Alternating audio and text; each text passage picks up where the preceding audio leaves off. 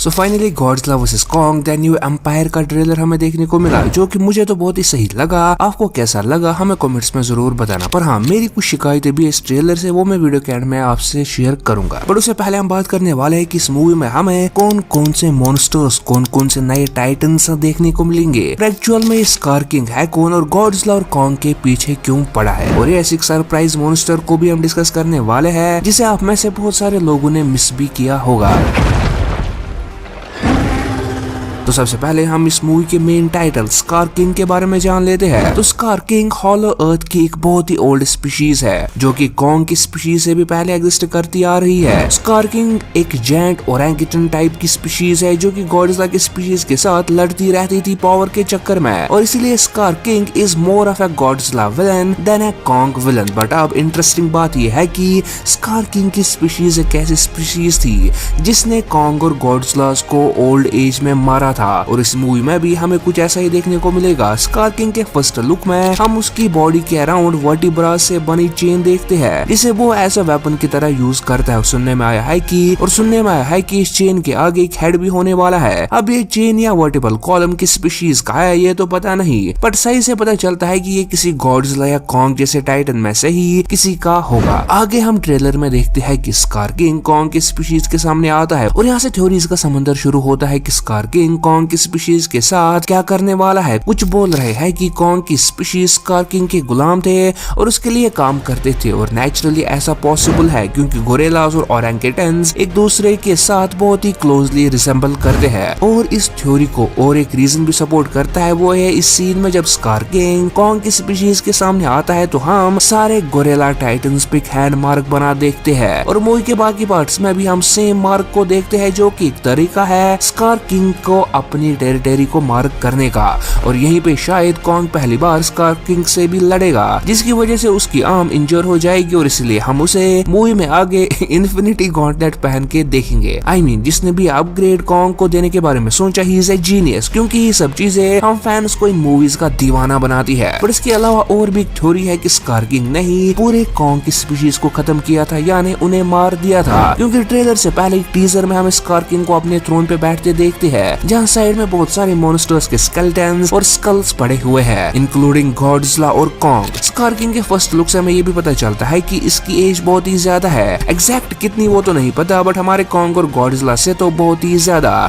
शायद ये उनसे दुगनी उम्र का हो, क्योंकि हम देख सकते हैं कि स्कार किंग के सर पे ज्यादा कुछ फर नहीं है, और ऐसा हाल उन ओरंगुटन्स का होता है जो कि बहुत एज के होते हैं। स्कार किंग की पावर्स और एबिलिटीज के बारे में हमें ज्यादा कुछ नहीं बताया गया, बट ऐसा इतना कंफर्म है कि स्कार किंग बहुत ही ज्यादा इंटेलिजेंट होगा और वो डिफरेंट वेपन्स यूज कर सकता है। बढ़ते हैं ट्रेलर में दिखाए गए नेक्स्ट मॉन्स्टर की तरफ, तो वो है लीफ विंग्स। लीफ विंग्स से उड़ते हुए मॉन्स्टर्स है, जिन्हें हम इससे पहले स्कल आइलैंड और गॉडजिला वर्सेस कॉन्ग में भी देख चुके हैं। अब ट्रेलर के इसी सीन में हम कॉन्ग को भी देखते हैं, जिसके पीछे कुछ वुल्फ मॉन्स्टर्स लगे हुए हैं। इन मॉन्स्टर्स को हमने इससे पहले मॉन्स्टरवर्स में तो नहीं देखा, but birth of Kong comic series में हम इनसे मिलते जुलते मॉन्स्टर्स को देख चुके हैं, जिन्हें की डेथ जैकल्स कहा जाता है। इसके अलावा हमें एक मिनी कॉन्ग भी ट्रेलर में देखने को मिला, जिसका नाम हमें फंको पॉप आर्ट से पता चलता है कि सुको है। बट ये मिनी कॉन्ग की स्पीशीज का नहीं, बट उसी स्पीशीज का है जिसे स्कार किंग बिलोंग करता है, मतलब कि ओरंगुटन स्पीशीज का, और शायद से मूवी में कॉन्ग से अडेप्ट कर लेगा। इसके अलावा इस मिनी टाइटन के बारे में हमें कुछ नहीं बताया गया है, पर मुझे सूत्रों से पता चला है कि शायद से सुको स्कार किंग का बेटा है, जिसे कॉन्ग मूवी के लास्ट फाइट में स्कार किंग के अगेंस्ट यूज करेगा। पर स्टिल ये एक थ्योरी है और कुछ नहीं। अब आगे बढ़ते हैं हमारे नेक्स्ट मॉन्स्टर पे, जिसे पूरी मूवी में आप में से मेजॉरिटी लोगों ने मिस किया होगा, और वो है द फाउंडिंग टाइटन शिमो। अभी शिमो है कौन और फाउंडिंग टाइटन का मतलब क्या है? वैसे अटैक ऑन टाइटन फैंस को तो समझ आ गया होगा, बट जिन्होंने अटैक ऑन टाइटन नहीं देखा उनके लिए मैं बता दूं कि फाउंडिंग टाइटन का मतलब है वो मॉन्स्टर जो कि सबसे पहले एग्जिस्ट करता था, और जिससे ही बाकी सारे मॉन्स्टर्स फिर आए। और शिमो भी एक फाउंडिंग टाइटन है, जो कि गॉडजिला जैसे एक रेप्टिलियन रेस को बिलोंग करता है। अब 2-3 महीनों से बहुत सारे लीक्स आ रही है शिमू के रिलेटेड, और सबसे बड़ा प्रूफ हमारे पास टाइटन शिमू के रिलेटेड ये है कि कॉल ऑफ ड्यूटी और मॉन्स्टरवर्स ने रिसेंटली कोलैब किया था,